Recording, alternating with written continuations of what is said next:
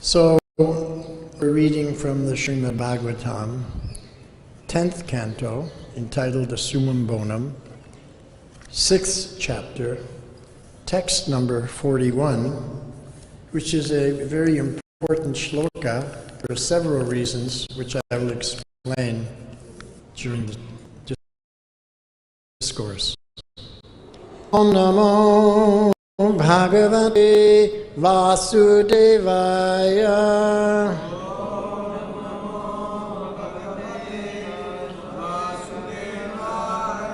Om Namo Bhagavate Vasudevaya.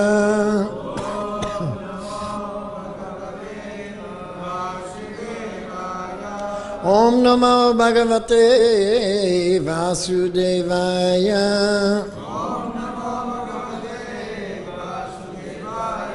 Narayanam Namaskritya Naram Chaiva Narottamam Devim Saraswatim Vyasam Tato Jayo Mudirayet Nashtapraye Svabhadreshu Nityam Bhagavata Sevaya Bhagavat Yuttama Shloke Bhaktir Bhavati Naishtike Om Agyantamirandasya Gyananjana Shalakaya Chakshur Unmilitam Yena Tasmai Sri Guruve Namaha Mukam Karoti Vachalam Panghum Langhayate Girim Yat Kripatamaham Vande Sri Gurundinotarinam Vanchakalpatarubhyascha Kipasindubhya evacha Patitanang pavanebhyo Vaishnavebhyo namo namaha Sri Krishna Chaitanya Prabhu Nityananda Sri Advaita Gadadhara Shivas Adi Gaura Bhakta Vrinda Hare Krishna Krishna Krishna Hare Hare Hare Rama Rama Rama Hare Hare.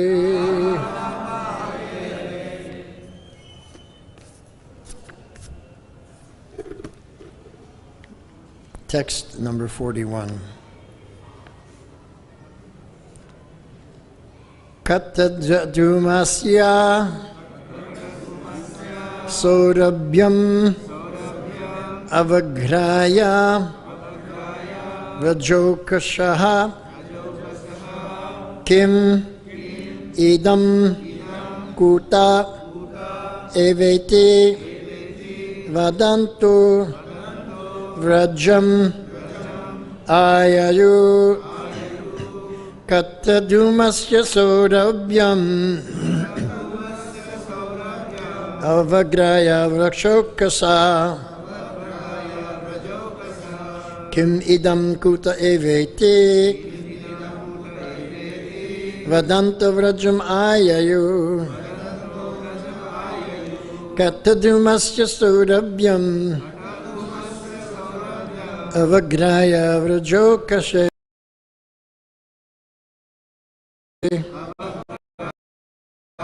Evete Vadantu Vrajam Ayayu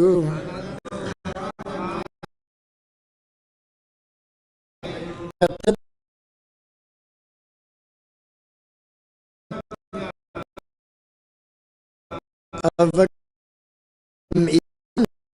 Kuta Evete Rajam Ayu.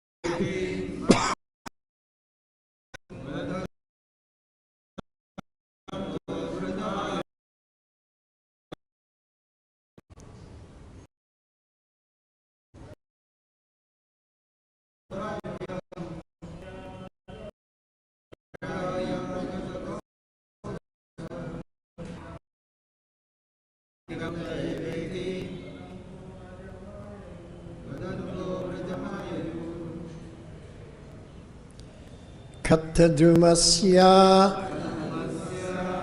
of the smoke emanating from the fire, burning the different parts of Putana's body. Sodabhyam, the fragrance. Avagraya, when they through the hills. Okasa,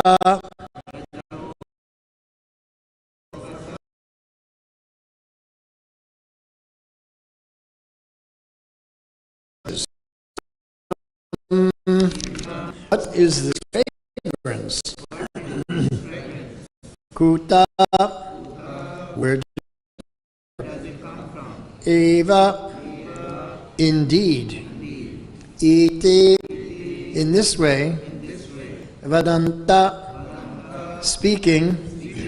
Vrajam, the place of Nanda Maharaj. Vrajabhumi. Ayayu, reached. Translation by His Divine Grace, A.C. Bhaktivedanta Swami Srila Prabhupada. Upon smelling the fragrance of the smoke emanating from Putana's burning body, many inhabitants of Vrajabhumi in distant places were astonished. Where is this fragrance coming from, they asked. Thus they went to the spot where Putana's body was being burnt. Srila Prabhupada's purport. The aroma of the smoke emanating from a burning fire is not always very favorable. Therefore, upon smelling such a wonderful fragrance, the inhabitants of Vraja were astonished. So we would assume that because Putana was such a demon, that when she was killed and her body was cut up into different pieces and then burnt, that there would have been, and that's why some want to smell that. But then it turned out that it was very fragrant. How is this? So came about. Because our reasoning would say that we would expect a horrible fragrance coming from that body. Putana was the greatest of all demons. Why was she the greatest of all demons? Because she took the form of the most intimate protector of the mother.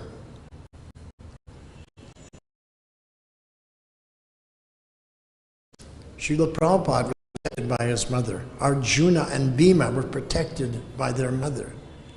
Even Hiranyakashipu and Ravana was protected by their mother. So the mother is so important for protection love, for education, for teaching. And that's why it is said that the mother is the first guru of every living entity, especially Vaishnavi, Krishna. But even the non-devotees teaching about Krishna, and maybe they are teaching about some God, which is Krishna or Lord Jesus, or even if they're atheists, at least they're protecting their children. And we all know that a mother is so protective of her children, she would run out in front of a car, risking her own life to save the life of a child.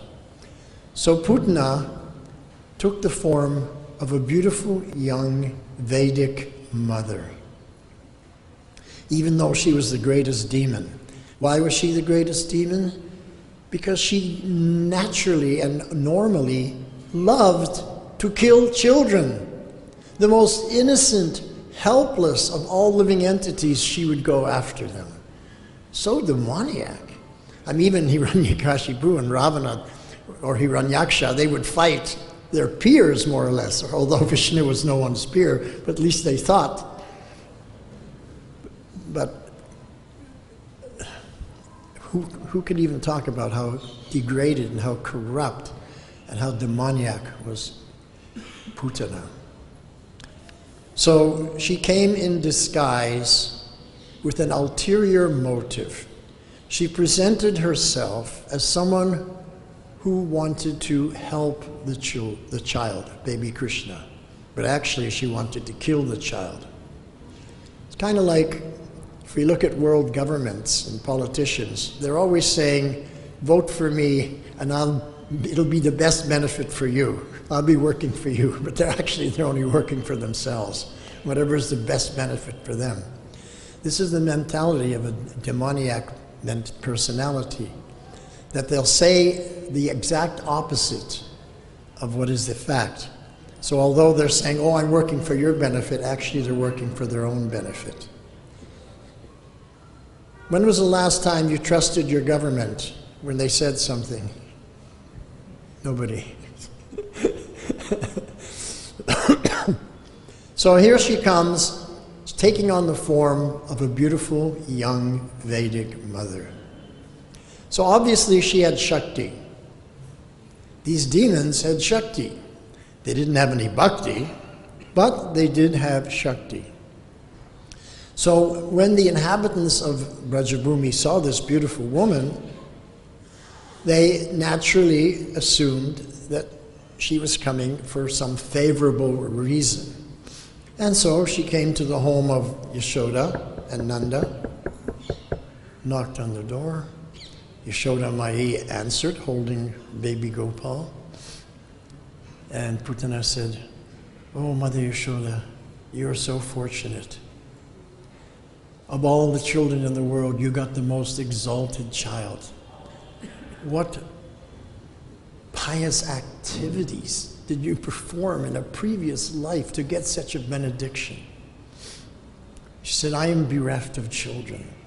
My life is a complete failure. But if I could just hold your little Gopal for just 1 minute, my life would become a success. So in this way, she's presenting something very nice to Mother Yashoda. She's glorifying her. And I'm so fallen, but if I hold your exalted son for just 1 second, then my life is successful. So naturally, Mother Yashoda was thinking, such a nice lady. So this is the thing, that the demons, they present themselves as being very nice, but they have ulterior motives. And the devotee has to understand the difference between someone who's coming and faking devotion and the real devotion. We can't be fooled by the fake devotion. And we've seen it in ISKCON. People come, they're so devotional, and then after a few years, they run off with some money from the treasury. They abscond with money. It's happened in so many temples. Therefore, in Bengali, there's a saying, Ati Bhakti Chora Lakan.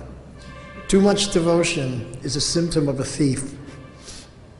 We should expect normal devotion, but too much devotion, we better be careful. It's a symptom of a thief.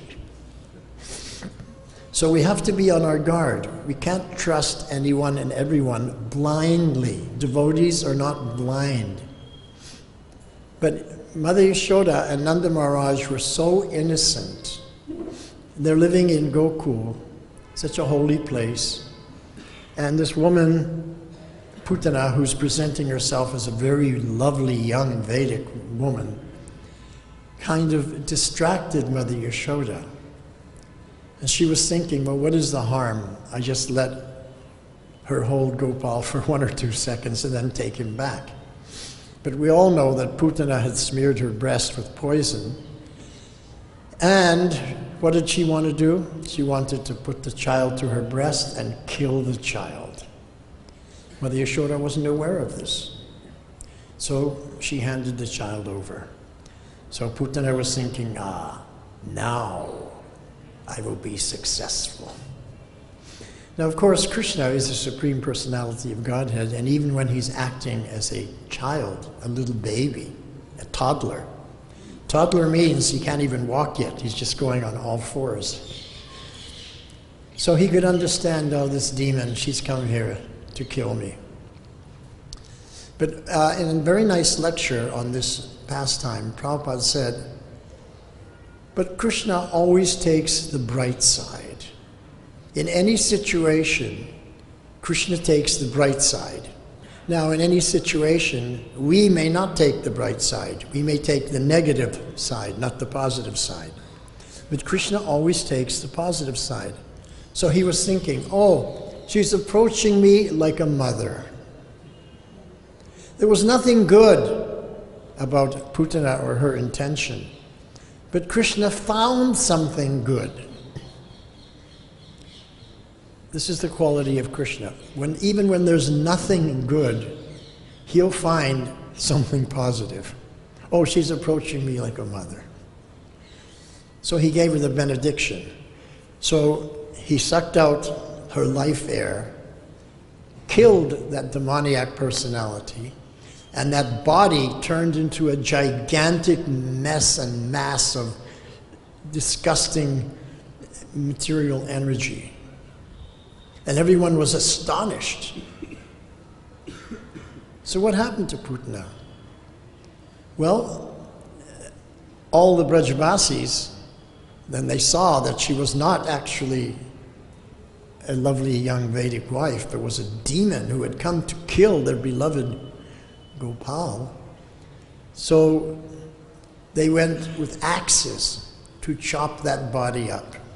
They were angry.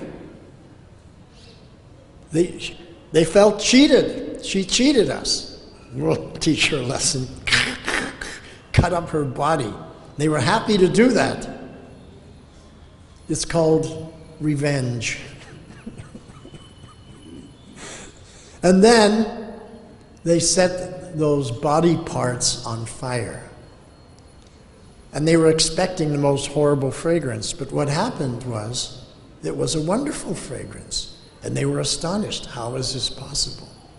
So there's 2 things that we have to analyze and understand how is possible in this Putana Lila. Number 1, how the fragrance from that demoniac body, so sinful, so full of sinful reactions, had a wonderful fragrance. And 2, how Putana went back home, back to Godhead, and was situated as a mother in the spiritual world.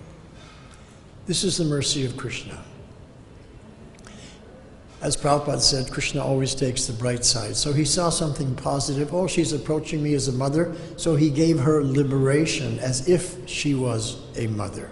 She wasn't a mother. She's only acting like a mother, cheating everyone. But Krishna saw the bright side. So we may wonder, how is it that she had so many sinful activities? Yamaraj must have been thinking, now that she's dead, I'm going to really have a field day with this, because this whole book is filled with just the sins of Putana. And yet Krishna gives her liberation. Everyone was astonished. Yamaraj was astonished. Everyone was astonished. And then the fragrance of her body was so nice. Everyone was astonished. It's a wonderful fragrance. They couldn't believe it. So I remember something else that Prabhupada told us. He said, whether Krishna kills you or kisses you, it's the same result. So if Krishna kisses you, you go back to Godhead, and your body has a beautiful fragrance, and if he kills you, it's the same.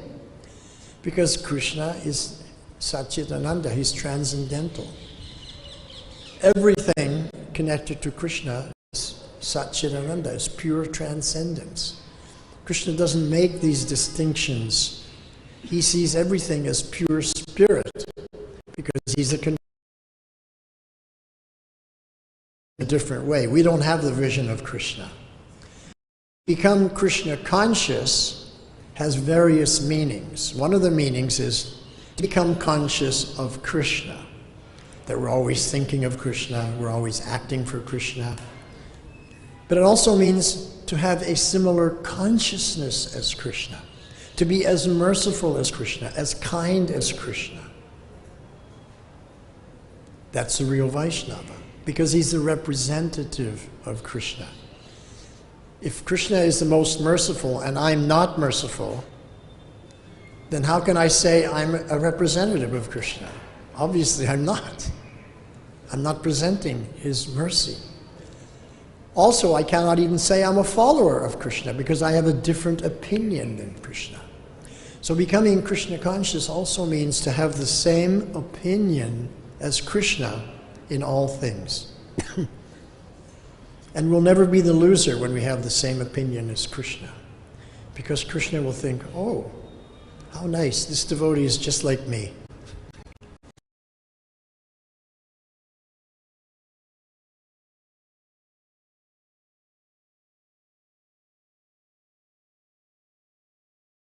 Radharani, that is our perfection. So because Krishna had killed Putana, it was like he kissed her, so all the sinful reactions were burnt up, gone, dissipated, and a very nice fragrance came out because she had gone back home, back to Godhead. She was now back to Godhead. Her spirit soul instantly was transferred to go back to Godhead. The material demoniac body was still there, because in an instant the spirit soul goes from this realm to that realm. But the material body was still there. People gathered, they got axes, they chopped it all up. So there was a time lag there. When they burnt it, it smelled, it was wonderfully fragrant. So whenever I hear of the killing of the demon Putana, I always think this is one of my most favorable pastimes.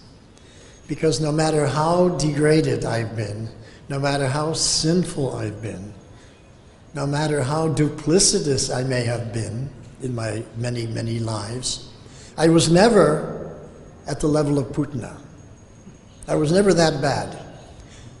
None of us are ever as bad as Putana. Our position is much, much more favorable than Putana. And look at how Putana got the mercy of Krishna. So we don't think we're going to get the mercy of Krishna? What kind of doubt is that? And in the Bhagavad-Gita, Arjuna has doubts. And after Krishna speaks to him, then Arjuna realizes that these doubts are like demons. And he says, oh Madhusudan, you're the killer of the demons. Kill these demons of doubt. So when we have doubts, that's the demoniac mentality that's still in our mind, coming birth after birth, life after life. Of course, someone may justify why I'm not getting the mercy of Krishna, because I'm not qualified. But who is qualified? Nobody is qualified. Which Vaishnava do we ever read in Shastra says, I'm qualified? Did Rupa and Sanatana say we're qualified? Did Prabhupada say we're qualified? No, even Lord Chaitanya, he didn't say he was qualified. He was searching, where is Krishna? Kotai Krishna, Kotai Krishna, where is Krishna? No one is qualified. So this false idea that, I'm not qualified, it's bogus. No one's qualified. Why even raise such an erroneous argument? And Krishna explains this in 1866 of Bhagavad-Gita. Sarvadharman parityaja mamekam shanaram vaja. So he says, forget all those other dharmas. In the purport, Prabhupada explains that so far up to now in the Bhagavad-Gita, Krishna has explained so many dharmas to Arjuna. And in the purport, Prabhupada says, now Krishna is saying, all those other things I taught you, forget about them. Mam ekam sharanam. Just surrender unto me. This is the summum bonum. Just surrender unto me. That takes care of all the other dharmas. Mam, me, ekam, make me number one. Sharanam, surrender to it. Mam ekam sharanam vraja. Vraja is a very interesting word, because here it relates to the residents of Brajabhumi. So surrender, make me number one in your life, like the residents of Brajabhumi, like they are doing. That's what he's saying to Arjuna. And there's another meaning to Vraja, because it's the active verb form of the word vrajana, which means to go on tour. In other words, tirtha parikrama. So when you go on tirtha parikrama, you're going somewhere. So Krishna is saying, make me number one, surrender to that everywhere you go. So while meditating on that, I realized, or actually Krishna gave me the realization. I shouldn't say it came from me. That would be erroneous. Because whatever realizations come, Krishna gives, as he states in 15:15, Sarvasya chaham nirisani vishto matas nityajnanam. So the realization came that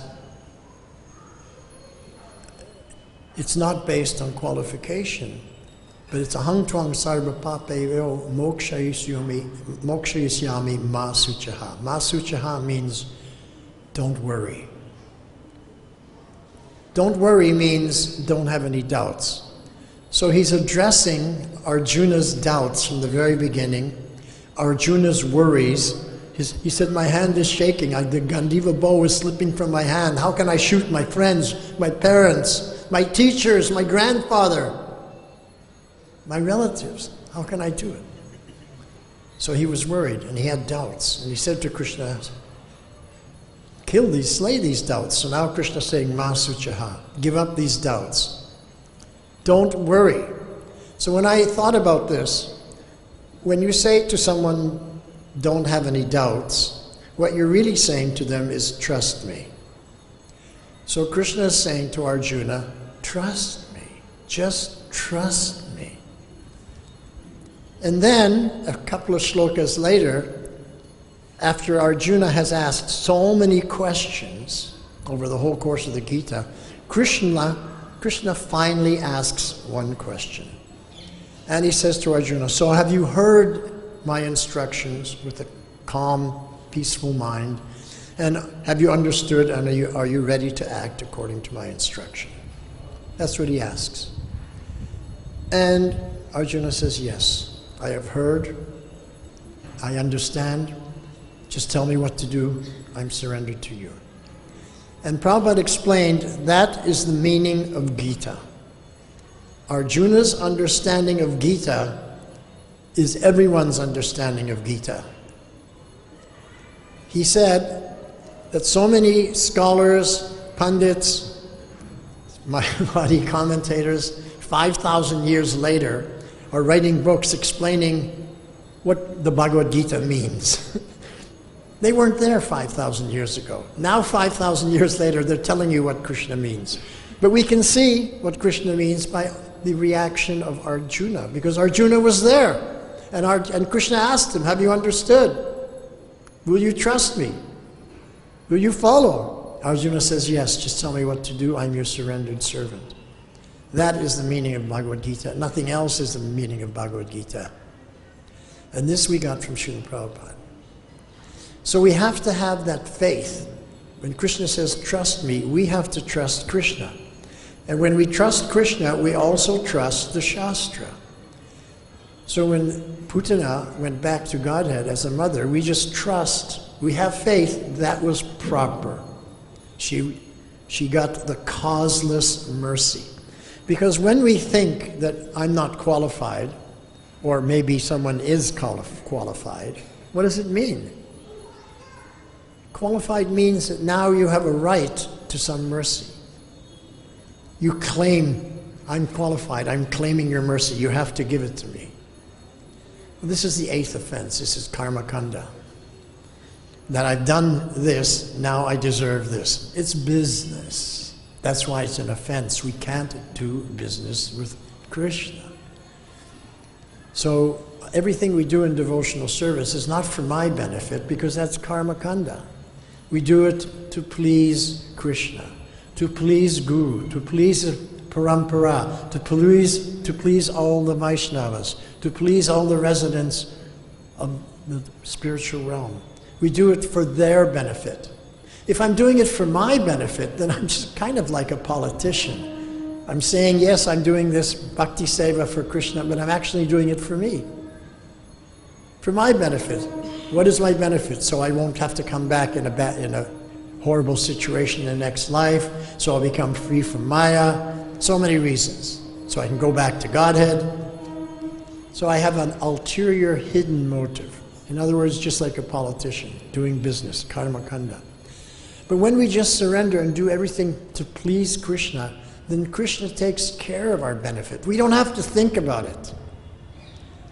And I always like to raise this point. Who can take better care of my future benefit? Me or Krishna? Krishna. So why don't we let him take care of it? He can do a heck of a lot better than me. So let him take care of it. So here we have to have faith and trust Krishna that Putana got the causeless mercy. You can't cause it. That's why there's no such thing as I'm qualified. Qualified means that now I'm causing the mercy. There's no such thing as qualified or caused mercy. It's all causeless mercy. By his own sweet will, Krishna gives us the mercy, or he doesn't give the mercy. So I live my life according to this Bengali maxim that Prabhupada taught us. Krishna rake, mareke. If Krishna is protecting you, who can bring harm to you? No one. Krishna mare, rakeke. And if Krishna wants to take away your life, who can protect you? Who can save you? Nobody. Therefore, to become Krishna conscious, we really have to surrender to Krishna. Is it difficult to surrender to Krishna? Well, when we take prasadam, is it difficult to surrender to honoring Mahaprasad? No. Is it difficult surrendering and honor to surrender to take darshan? No. Is it difficult to surrender to the ecstatic kirtan? No. But our mind tries to convince us that it's difficult to surrender on this level or that level or whatever level. And therefore, Arjuna calls these demons of doubt. Our mind is carrying these demons of doubt. Because in Kali Yuga, the demon and the devotee are in the same body.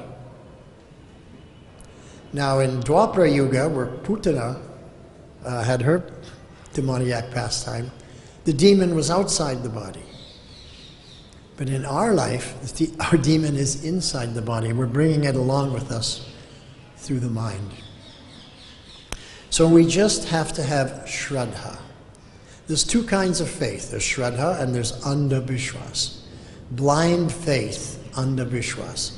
Blind faith is not very powerful. You can't lead a worldwide movement with blind faith. You actually have to have Shraddha, pure faith based on realization and based on experience, based on seeing the hand of Krishna in your life moment to moment to moment. How many people have had that experience where something happens, you say, wow, Krishna's mercy. How many people have had that? So we've seen it. So there's no room for doubt. If we've seen Krishna's mercy, we saw his hand in our life, and we still have doubts, then we're the most unfortunate. But the most unfortunate can become the most fortunate simply by that Shraddha, that faith that Arjuna had in the end. He said, yes, now I have understood. Please tell me what to do, I will act accordingly. So we have to be the same.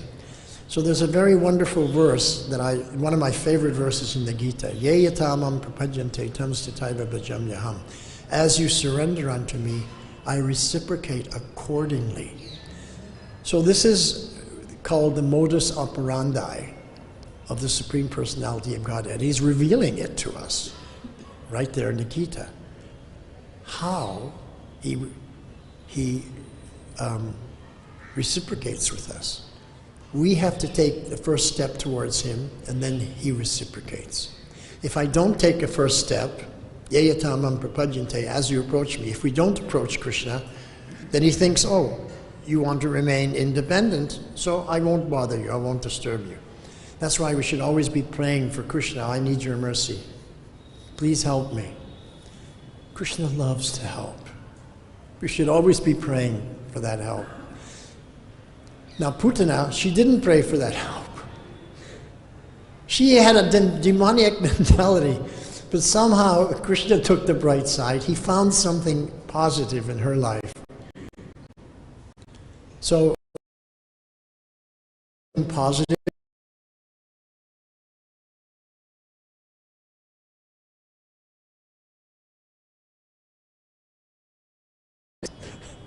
We should just go for it.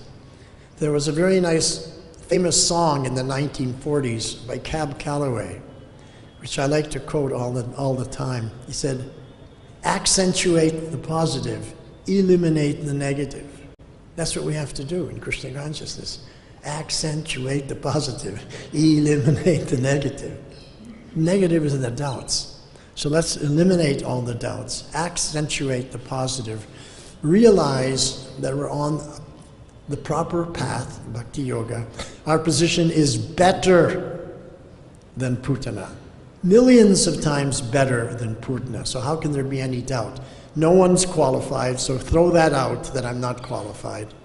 But I have faith, I have Shraddha. I've seen my life. Now, will I be the loser? No. Is there any difficulty? No. Just tweak your mind. That's all, just a little tweak in the mind. You don't have to do anything. Just, that's it. Shraddha. So, even the inhabitants of Vrajabhumi were astonished that Putana, the fragrance coming from her body was so wonderful, even though she was the greatest demon. They couldn't understand. But by the mercy of the Acharyas and by the mercy of Srila Prabhupada, we can understand. By the mercy of this Srimad Bhagavatam, we can understand. This is why this verse is so important. And if we don't act that we understand,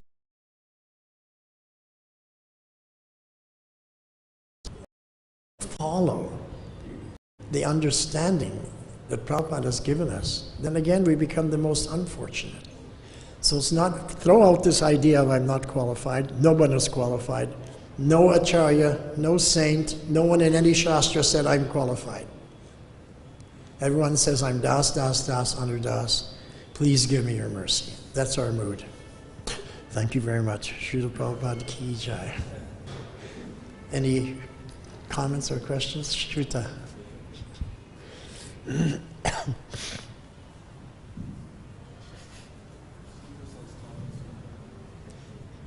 think it was a very very nice address, thank you. So with Bhutana, of course, your class was accentuating the positive. You're saying Bhutana was so much worse than anything we could have done.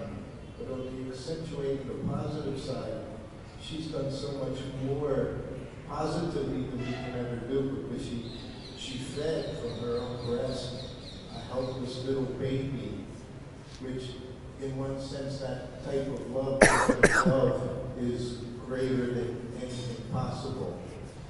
So what have we done to compare to feeding a young baby?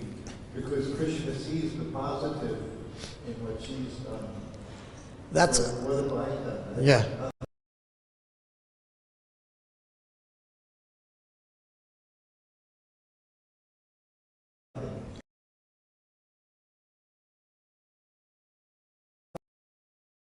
But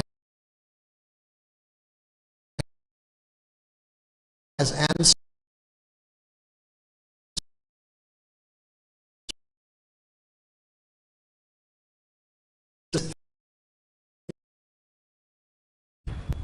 Putana's putting to the breast was unfavorable. It wasn't favorable, it was unfavorable. What we're doing is favorable. We're in a much, much better position than her. She came as a cheater, presenting one thing when it's actually another.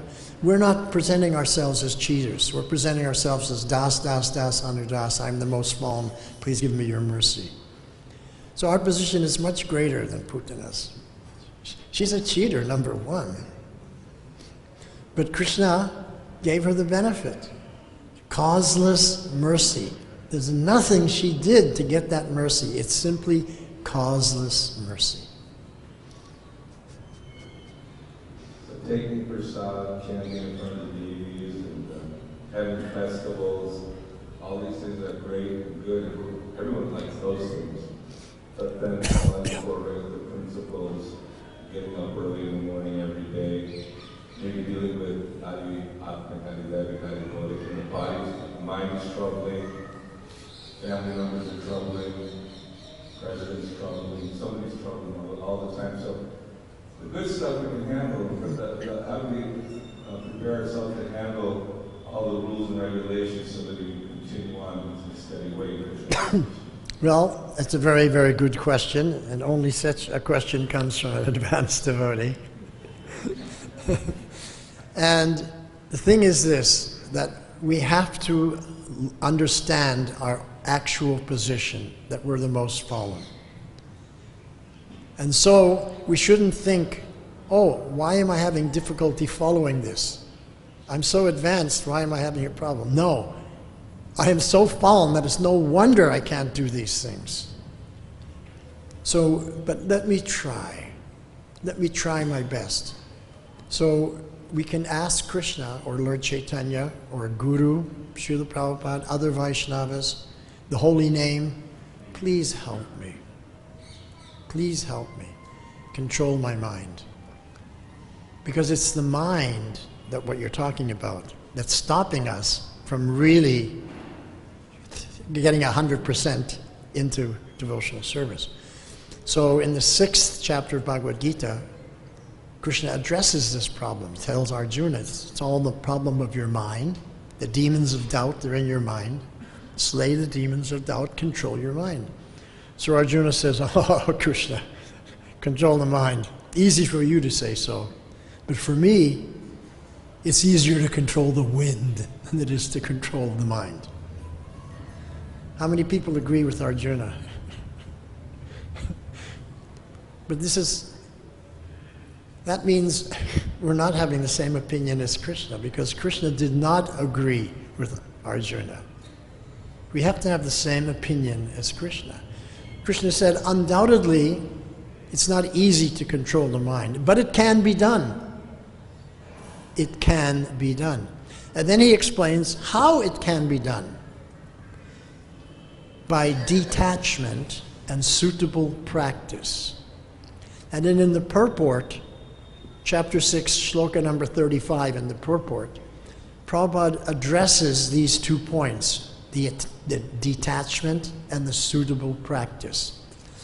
Now you may be surprised to find that the suitable practice is not chanting Hare Krishna. We may think that's a suitable practice. No. Prabhupada said the suitable practice is Shravanam, not Kirtanam. It's Shravanam.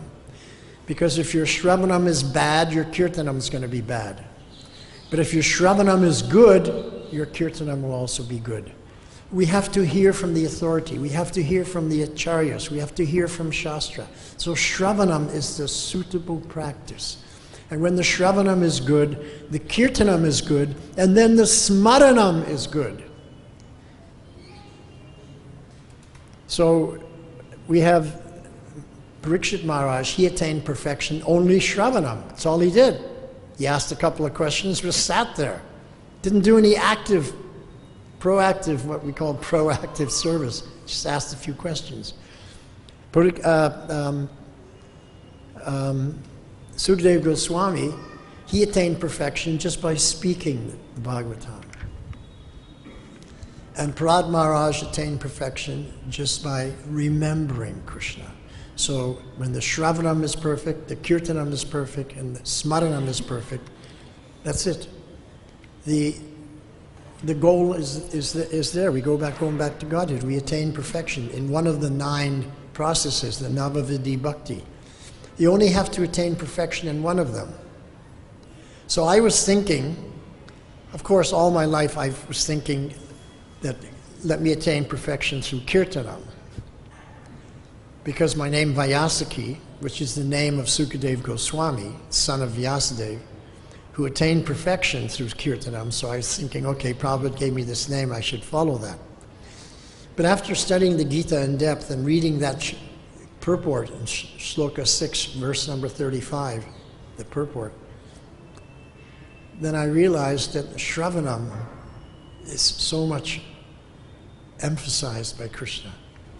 And I was thinking, if I listened to Prabhupada chanting, to Prabhupada's classes, read Prabhupada's books, I'd be much more benefit than just doing my own kirtan. What's the value of my kirtan? A conditioned soul doing kirtan. Okay, nice try, but I mean, listening to Prabhupada, hearing Prabhupada, it's like Parikshit Maharaj hearing Sukadeva Goswami. So suitable practice, Shravanam, and then detachment.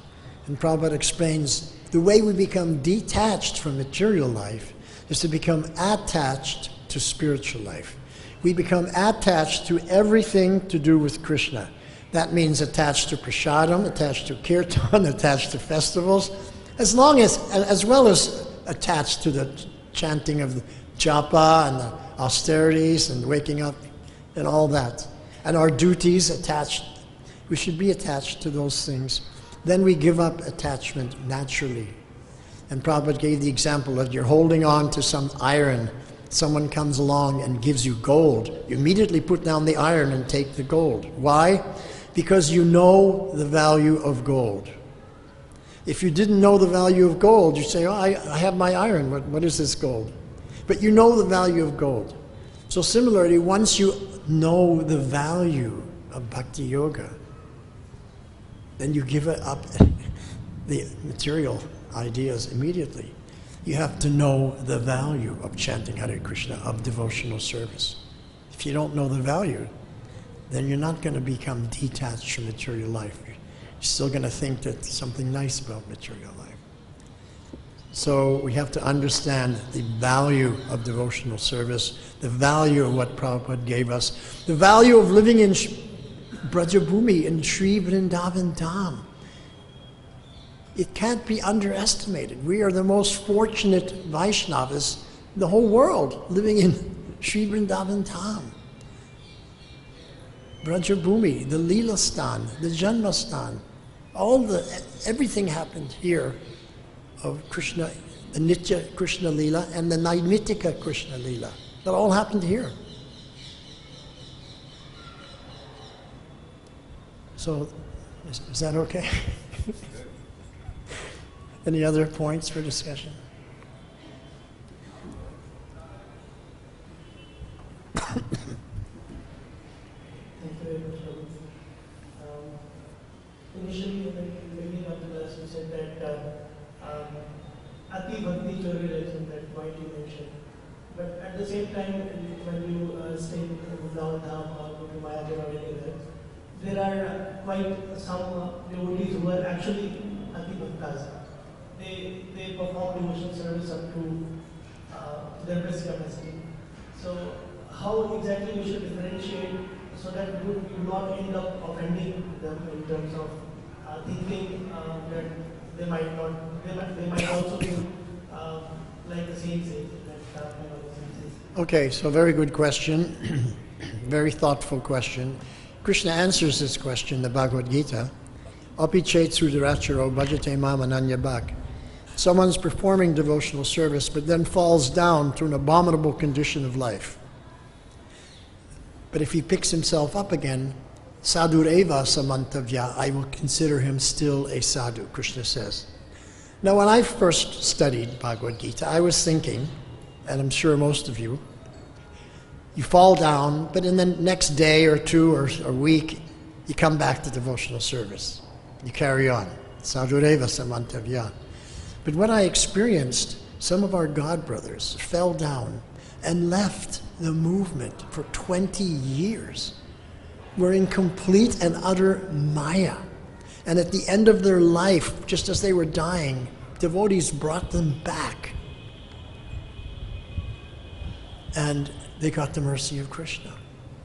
And I remember a morning walk, and Prabhupada was speaking about this. Someone asked about this shloka. So Prabhupada said, Api chet sudaracharo bhajate mam ananyabhak, that even if you fall down, even once or twice, if you get back on the path, then Krishna will forgive you. He won't see it. Just like Putna, he won't see it. He has the bright side. But if you're voluntarily committing sinful activities, not accidental fall down, but a premeditated fall down, Prabhupada said, that is the greatest offense. So then someone asked the question, how do we know sadhureva samantavya, that Prabhupada, that Krishna has accepted him as a sadhu again? So Prabhupada stopped walking, and everyone with bated breath are waiting for his answer. And this is what Prabhupada said. If he comes back, the fall down was accidental. If he comes back, the fall down was accidental. And I saw amongst my God brothers, one of them was a sannyasi, the other one was a personal servant of Prabhupada. They came back after 20 years. So Prabhupada considered it an accidental fall down. If they come back, I consider the fall down accidental. So if Prabhupada considered the fall down accidental, would Krishna consider it accidental? Well, he did. They left their bodies in an exalted state, hearing the Maha Mantra, getting the garland of the deities, hearing the chanting, getting the Mahaprasad as they left their bodies after being in total Maya for 20 years. So if he comes back, I consider the fall down as accidental. But don't take advantage of that. That is the greatest offense, Prabhupada said. Does that answer your question? So we should always see, everyone, that we're das, das, das, anudas, and Yamaraj is the judge. I'm not the judge. I have not been given the service of judging. Yamaraj has been giving the service of judging. So my position, when people fall down, I think, okay, I'm das, das, das, anudas. I offer my respectful obeisances. Let Yamaraj deal with it. Hare Krishna. So now, for the most enthusiastic part of devotional service, Mahaprasad ki jai. Srila Prabhupada ki jai. Hari Bol.